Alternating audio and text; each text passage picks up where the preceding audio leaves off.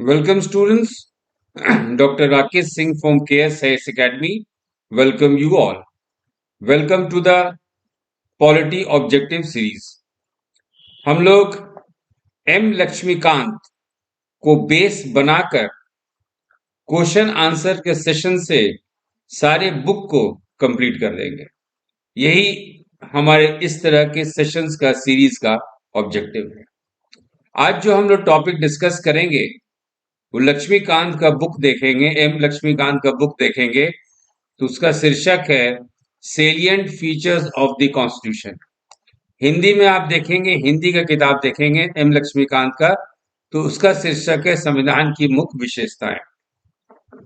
तो एमसीक्यू के आधारित ऑब्जेक्टिव टाइप क्वेश्चन के आधार पर हम लोग चर्चा करेंगे और इस डिस्कशन के उपरांत आपका निष्कर्ष कंक्लूजन ये रहेगा कि लक्ष्मीकांत में ये जो चैप्टर है, चैप्टर में जितना भी कंटेंट और फैक्ट और कॉन्सेप्ट दिया हुआ है वो सारा कंप्लीट है। चलिए हम लोग पहला क्वेश्चन स्टार्ट करते हैं। पहले हम इंग्लिश में पढ़ेंगे, फिर हम लोग हिंदी में बात करते हैं। Which of the following statements about the Constitution of India are correct? Popular sovereignty and adult franchise. Popular sovereignty means popular will of the people. We, the people of India, have given to ourselves this constitution. Sovereign means supreme power. They don't need to have any interference from any people, internal or external. ये supreme power मिला है। ये supreme power किसके पास है? हम भारत के लोगों के पास। We the people of India, and we the people of India have adopted this constitution. और कॉन्स्टिट्यूशन क्या है? सोर्स ऑफ पावर है। सोर्स ऑफ पावर किसके लिए है? जो भी आप गवर्नमेंट मशीनरी देखते हैं, चाहे वो एग्जीक्यूटिव हो, लेजिस्लेटिव हो, पार्लियामेंट हो, चाहे वो जुडिशरी हो। So popular sovereignty is the basic feature of the constitution. Adult franchise, second word है adult franchise, means everyone who is above 18 years of age can cast their vote. जो भी 18 साल से ऊपर के लोग हैं, वयस्क हैं, वो अपना मतदान कर सकते हैं। तो सबसे प्रमुख जो बेसिक फीचर है हमारे संविधान का, द इंडियन कॉन्स्टिट्यूशन का, वो है कि one of the pillar is sovereignty, popular sovereignty and adult franchise. So this option is correct. Second है the constitution in so far as the division of powers between the center and state is concerned is rigid. देखिए, we have in India the concept is of union.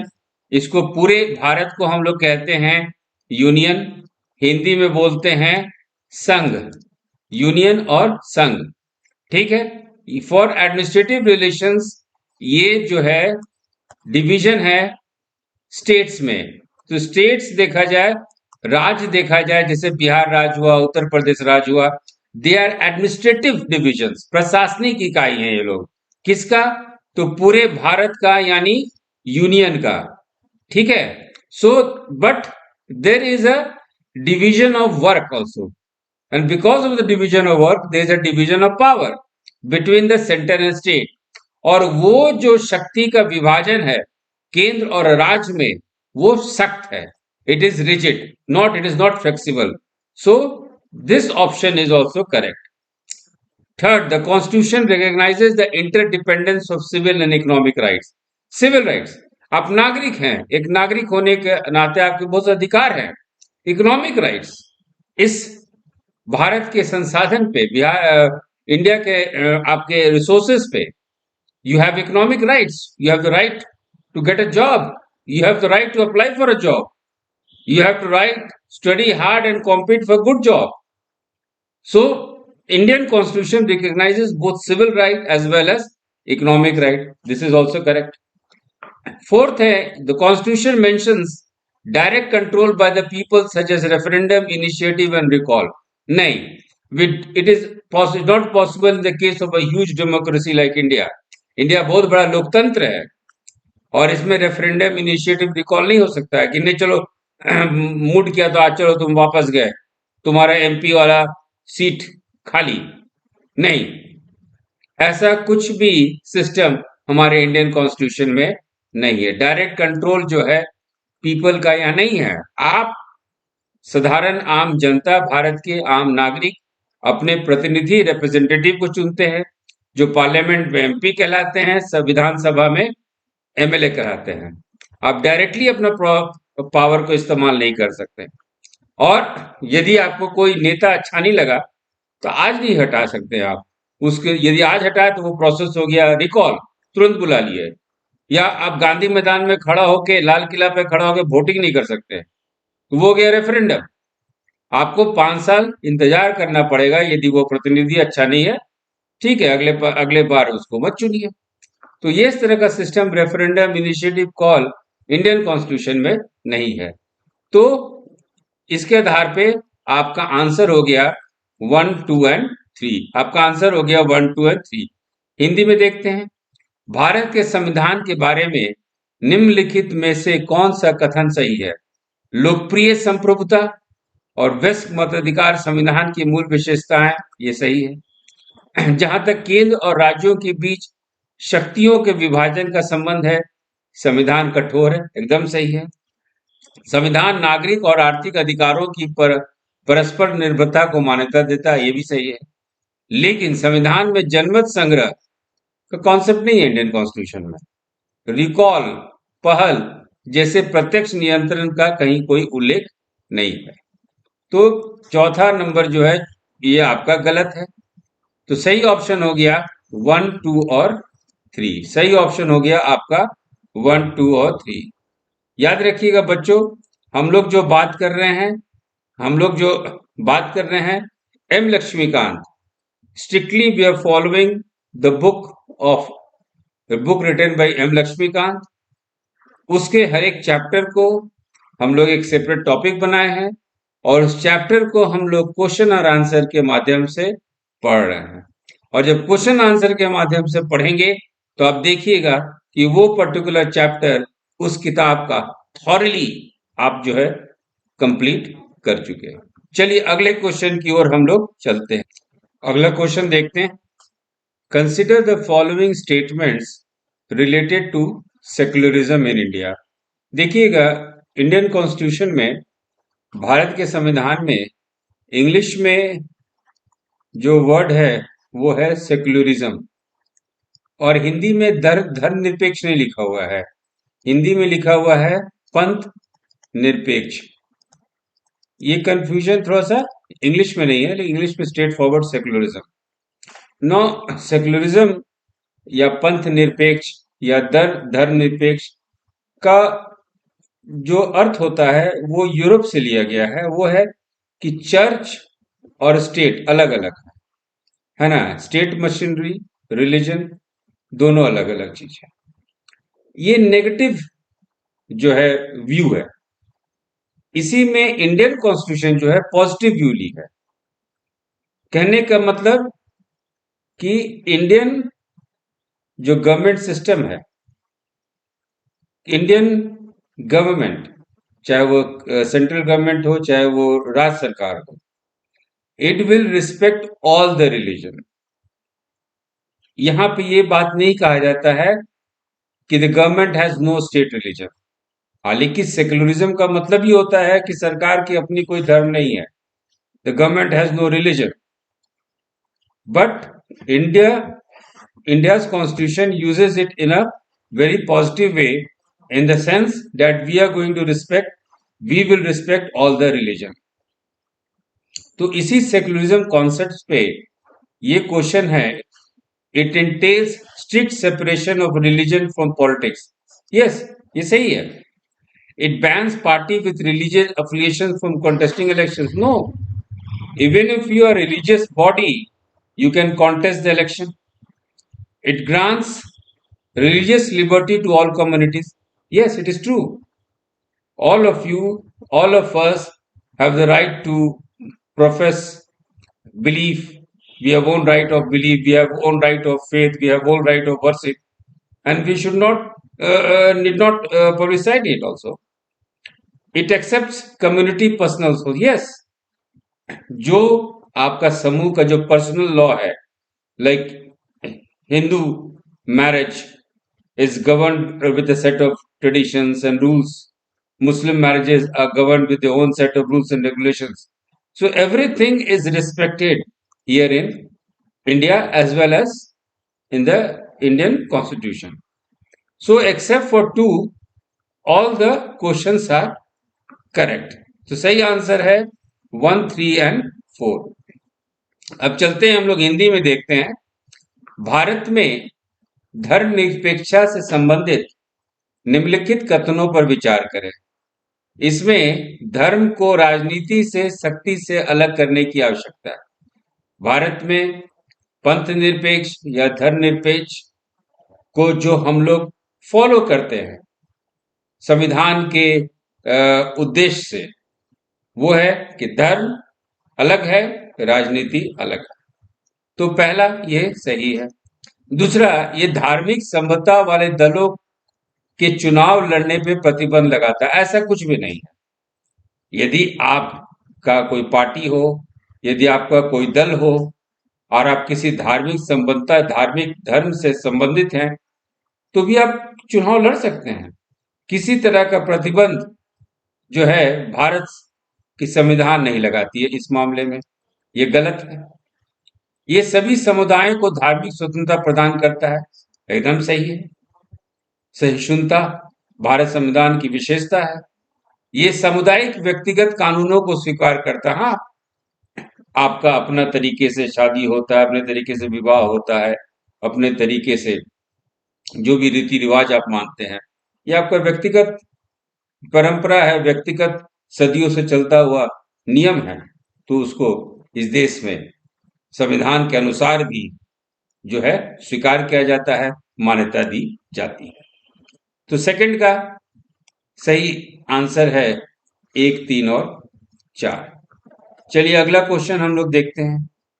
Which one of the following schedules of the constitution of India incorporates salaries and allowances of members of parliament, the chairman and deputy chairman of the Rajya Sabha, and speaker and deputy speaker of the Lok Sabha as one of the items?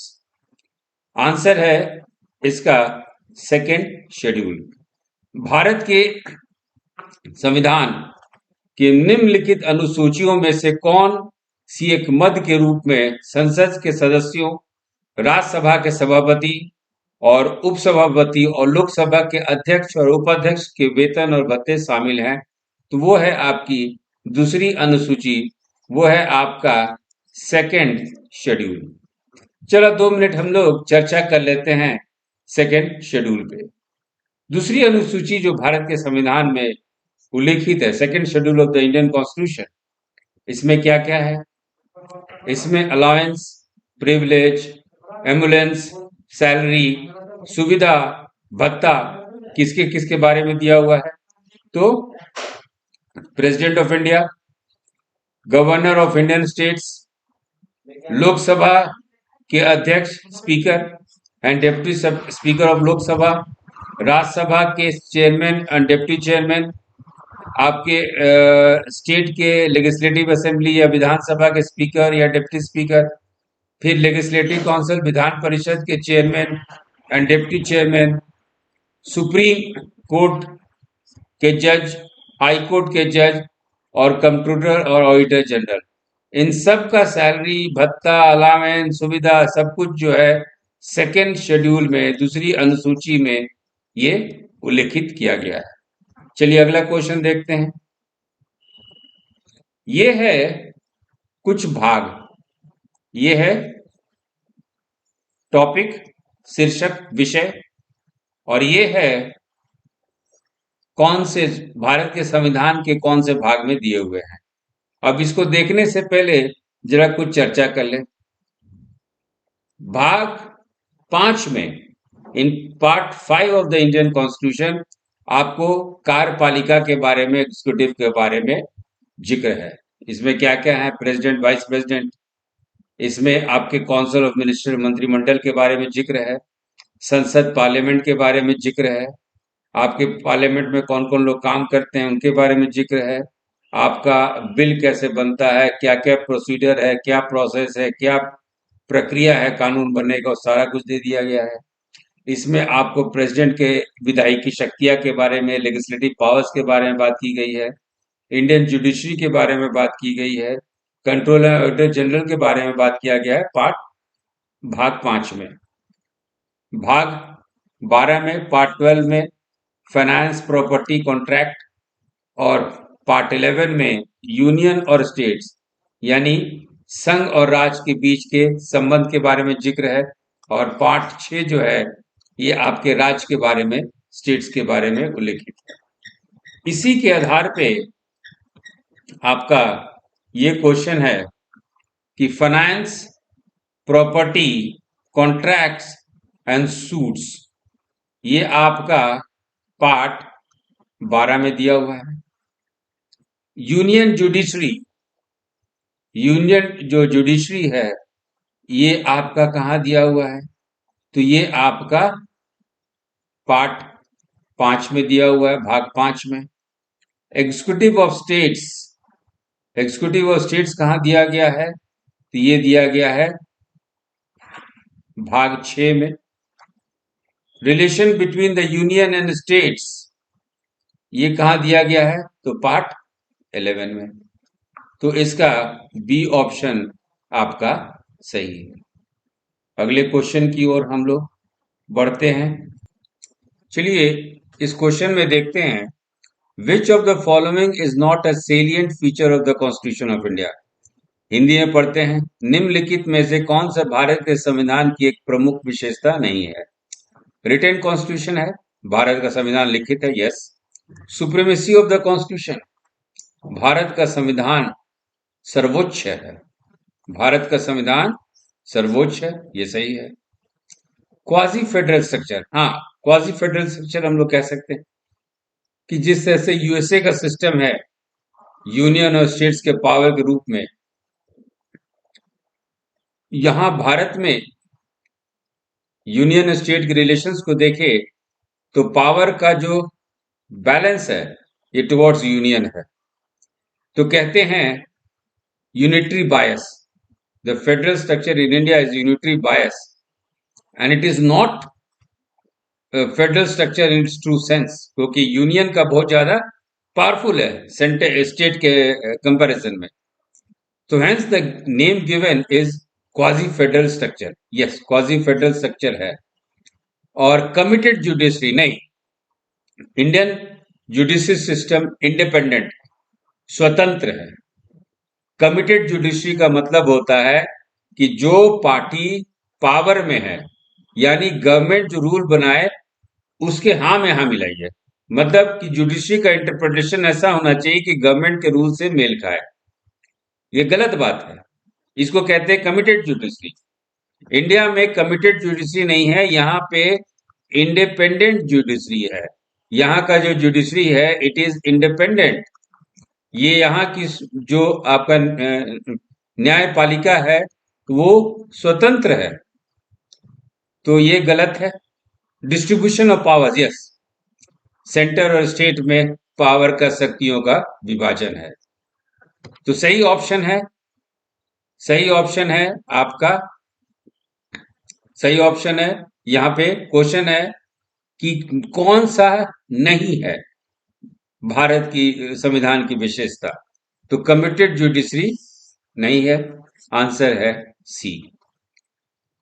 अगला question, consider the following statements, the Indian constitution is an unwritten constitution, गलत। अभी हम लोग बात किए it is a written constitution, it is a written constitution, yes. It is largely based on the government of India act 1935, yes. It is a gift of British parliament, no, it is perfectly no. So सही option है आपका 2 and 3, सही option है 2 and 3, B. निम्नलिखित कथनों पर विचार करें, भारतीय संविधान है अलिखित संविधान, गलत। एक लिखित संविधान, यस। मोटे तौर पे भारत सरकार अधिनियम 1935 पर आधारित, यस। ब्रिटिश संसद की देन, गलत। तो सही ऑप्शन है 2 और 3, सही ऑप्शन है 2 और 3। चलिए 7वां question. The second schedule of the constitution of India does not contain the provisions as to who among the following. मैंने सेकेंड शेड्यूल जो है उसमें किसकी भत्ता और सैलरी के बारे में बात नहीं की गई है। प्रेसिडेंट के बारे में बात की गई है, यस बात की गई है। स्पीकर के बारे में बात की गई है, यस बात की गई है। कंट्रोलर एंड ऑडिटर जनरल की बात की गई है, यस बात की गई है। Chairman union public service commission के बारे में बात की नहीं, नहीं नहीं बात की गई है। तो यही सही आंसर है। सेकेंड शेड्यूल में इनकी बात चर्चा नहीं है। भारत के संविधान की दूसरी अनुसूची में निम्नलिखित में किसके लिए प्रावधान नहीं है। राष्ट्रपति के लिए है, लोकसभा के अध्यक्ष के लिए है, भारत के नियंत्रक और महालेखक परीक्षक के लिए है, अध्यक्ष संघ लोक सेवा आयोग के लिए नहीं। आगे चलते हैं बच्चों। ये मैच द फॉलोइंग है कि कुछ प्रावधान है भारत के संविधान में, उसका स्रोत क्या है। तो आप देखेंगे पहला है आपातकाल, emergency provision. Emergency provision Bharat में लिया गया है जर्मनी से। आपका फंडामेंटल राइट्स, फंडामेंटल राइट्स मौलिक अधिकार, ये लिया गया है आपका यूनाइटेड स्टेट्स ऑफ अमेरिका से। पार्लियामेंट्री सिस्टम, पार्लियामेंट्री सिस्टम लिया गया है आपके यूनाइटेड किंगडम से। और directive principles of state policy ये लिया गया है आयरलैंड से। तो सही ऑप्शन इसका 4, 3, 2, 1 सी ऑप्शन सही option. Question number 9, which one of the following pairs is not correctly match. Language 8 schedule में दी गई है, यस दी गई है, सही है। ओथ अफर्मेशंस का जो फॉर्मेट है वो सेकंड शेड्यूल में दिया गया है, नो ये थर्ड शेड्यूल में दिया गया है। Allocation of seats in the council of states कि किस तरह से हर एक राज्य का कितना सीट होगा राज्यसभा में, इसका चर्चा कहाँ किया हुआ है, फोर्थ शेड्यूल में किया गया है, yes. Provisions as to disqualification of the ground, मैंने डिफेक्शन ग्राउंड्स पे ये कहाँ दिया हुआ है, 10th शेड्यूल में ये दिया हुआ है। तो सही आंसर है आपका ये इनकरेक्टली मैच्ड है। आगे देखते हैं हम लोग। निम्नलिखित में से कौन सा जोड़ा सही ढंग से मेल नहीं खाता। भाषाएं 8वीं अनुसूची में दिए हुए सही है। शपथ या प्रतिज्ञान के रूप दूसरी अनुसूची गलत है, ये होना चाहिए तीसरी। राज्य की परिषदों में सीटों का आवंटन चौथी अनुसूची, ये ठीक है। आधार के अयोग्यता के प्रावधान दल बदल की 10वीं अनुसूची, ये आपका सही है। चलिए अगला question. Consider the following statements with reference to secularism in India. Secularism means that the state has no recognized religion of state. भाई secularism means the state has no religion. Secularism का ये meaning है, तो this is correct. Secularism means that state treats all the religions equally. Yes, all the religion has to be treated equally. All the religion has to be respected. तो second is सही. Secularism means that state regulates the relation of man with God. No, state has nothing to do. This is your personal belief. So this one is wrong. सही option है आपका 10 का 1 and 2। Hindi में पढ़ते हैं। भारत में धर्मनिरपेक्षता के संदर्भ में निम्नलिखित कथनों पर विचार करें। धर्मनिरपेक्षता का अर्थ है कि राज्य का कोई मान्यता प्राप्त धर्म नहीं है। ऑब्वियसली राज्य का कोई भी धर्म नहीं है, ये दोनों अलग अलग चीज है, लेकिन राज्य का फर्ज है कि हर एक धर्म को रिस्पेक्ट करे, आदर पहुंचाए। धर्मनिरपेक्षता का अर्थ है कि राज्य सभी धर्मों के साथ समान व्यवहार करे, ये समान व्यवहार करे और उतने ही आदर सत्कार सम्मान भी करे। धर्मनिरपेक्षता का अर्थ है कि राज्य ईश्वर के साथ मनुष्य के संबंध को नियंत्रित करता है, ये गलत है। तो सही ऑप्शन है आपका B1 and 2, B1 and 2। अब चलते हैं, एक क्वेश्चन है assertion Not contented with merely laying down the fundamental principles of governance, the framers of the Indian Constitution followed the Government of India Act 1919 in providing matters of administrative details. ये सरासर गलत है ना। The Indian constitution जो administrative जो उसमें neat gritty बताया गया है, उल्लेखित किया गया है, वो गवर्नमेंट ऑफ इंडिया 1919 से किसी भी रूप से कहीं से भी प्रेरित नहीं है ना। लेकिन जो हमारे संविधान सभा में जो लोग बैठे हुए थे, the framers of the Indian constitution, उनको ये लगा था कि भविष्य को भी संविधान ऐसा बने कि भविष्य में भी एप्लीकेबल हो। It is the most living constitution of the world. It is applied, it is made in such a detailed way. It has tried to accommodate the changes. It has tried to accommodate the unforeseen events also. It is the most living document of the world, Indian Constitution. We are proud of our Indian Constitution. So the framers of the Indian Constitution had the apprehension that in the prevailing conditions of the country at that time, the Constitution might be subverted unless the form of administration was also included. ये सही है. So 11 का A is false but R is true. अब देखते हैं question number 12.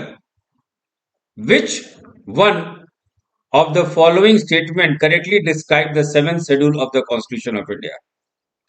See, the 7th schedule of the Constitution of India, it talks about the distribution of powers between the union and states.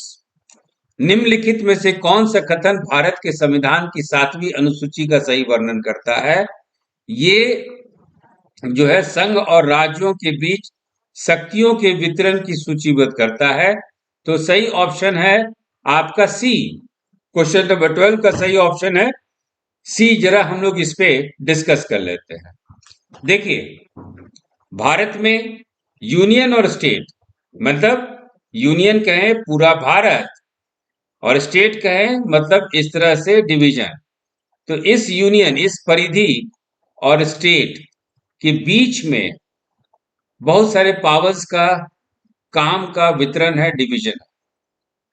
खास करके इस बात की चर्चा हम लोग को अनुच्छेद आर्टिकल 245 और 246 में मिलता है.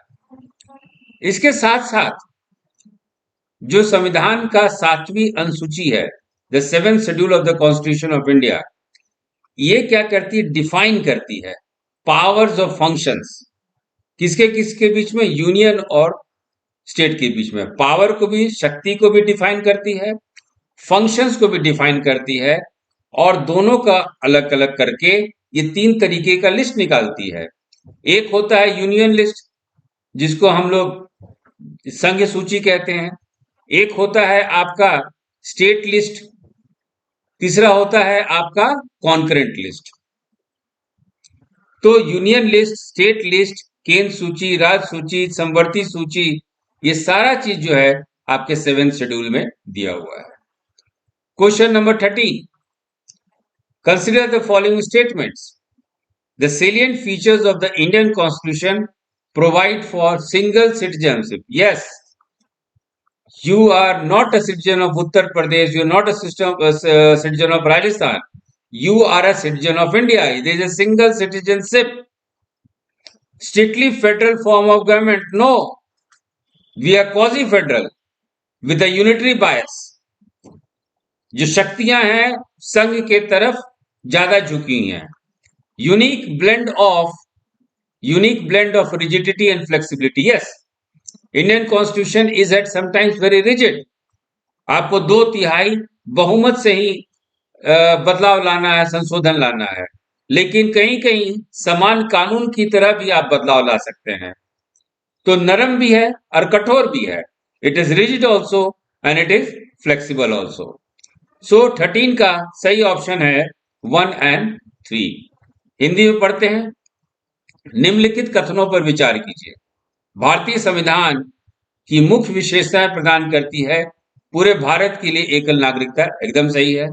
सरकार का सख्त संघीय रूप, नहीं. कठोरता और लचीलेपन का अनूठा मिशन, ये सही है। तो सही ऑप्शन है आपका 1 और 3। आइए जरा मैच द फॉलोइंग करें, और इसमें हम लोग देखते हैं कि 9th शेड्यूल में 9वीं अनुसूची में क्या दिया हुआ भाई। तो 9वीं अनुसूची में भूमि सुधार से जो है लेजिस्लेशन दिया हुआ है, कानून दिया हुआ है 9th शेड्यूल से। 10th शेड्यूल में देखिए भाई क्या है। 10th शेड्यूल में कि आपका सीट, आपका एमएलए का सीट या एमपी का सीट कैसे अब उससे से डिस्क्वालीफाई हो जाएंगे on grounds of defection law. दल बदल कानून के आधार पे आप कैसे, आपका सीट खत्म हो जाएगा एमएलए का या एमपी का, जिसका भी, ये बातें की गई हैं 10th शेड्यूल में। 11th शेड्यूल 11th शेड्यूल है। 11th शेड्यूल में पंचायती राज के संस्था के बारे में जिक्र किया गया है। और 6th शेड्यूल में बातें की गई हैं एडमिनिस्ट्रेशन ऑफ ट्राइबल एरियाज, अनुसूचित क्षेत्र, ट्राइबल एरियाज का प्रशासन कैसा होगा, ये सारे बातें 6th शेड्यूल में डील की गई। तो इसका ऑप्शन है सही ऑप्शन बी 2513। तो चलिए इसके साथ ही जो टॉपिक है salient features of Indian constitution, भारतीय संविधान की विशेषताएं, और एम लक्ष्मीकांत को बेस बना के, उस चैप्टर को बेस बना के हम लोग क्वेश्चन आंसर के फॉर्म में ये पूरा चैप्टर, पूरा टॉपिक को हम लोग कॉन्सेप्ट और फैक्चुअली दोनों ही खत्म कर लिए। इस तरह से यदि आप प्रिपेयर करेंगे तो यूपीएससी पीटी में डायरेक्टली आपको मदद करेगा, और कॉन्सेप्ट्स और फैक्ट्स यदि सही है तो स्टेट पीसीएस में भी ये आपको सफलता का जिम्मेवारी ले लेगा। तो इसके साथ ही अगले सेशन में अगले टॉपिक के साथ मिलते हैं। तब तक all the best for your exams.